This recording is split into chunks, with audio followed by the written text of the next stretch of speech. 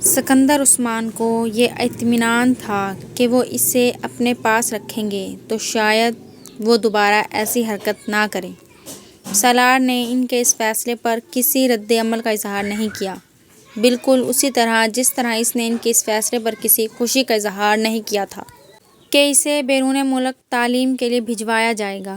Psycho analyst کے ساتھ آخری سیشن کے بعد سکندر عثمان اسے گھر لے آئے اور انہوں نے طیبہ کے ساتھ مل کر اس سے ایک لمبی چوڑی میٹنگ کی۔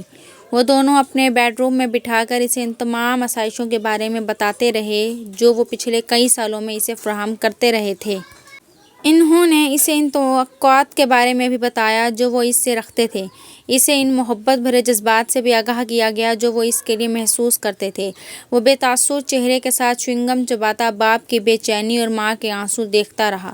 گفتگو کے آخر میں سکندر عثمان نے تقریباً تنگ آ کر اس سے کہا، "تمہیں کس چیز کی کمی ہے؟ کیا ہے جو تمہارے پاس نہیں ہے؟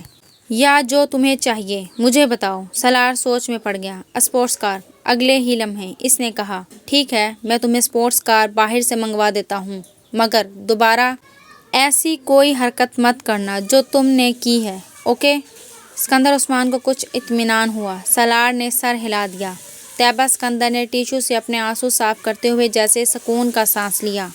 وہ کمرے سے چلا گیا تو سکندر عثمان نے سگار سلگاتے ہوئے ان سے کہا، "طیبہ، تمہیں اس پر بہت توجہ دینی پڑے گی۔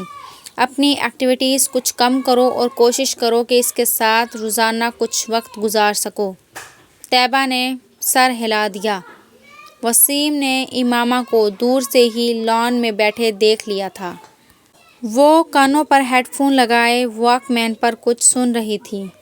وسیم دبے قدموں اس کی پشت کی جانب سے اس کے عقب میں گیا اور اس کے پاس جا کر اس نے یکدم امامہ کے کانوں سے ہیڈ فون کے تار کھینچ لیے۔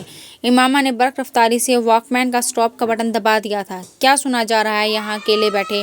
وسیم نے بلند آواز میں کہتے ہوئے ہیڈ فون کو اپنے کانوں میں ٹھوس لیا، مگر تب تک امامہ کیسٹ بند کر چکی تھی۔ کرسی سے اٹھ کر کھڑے ہو کر اس نے ہیڈ فون کو اپنی طرف کھینچتے ہوئے وسیم سے کہا،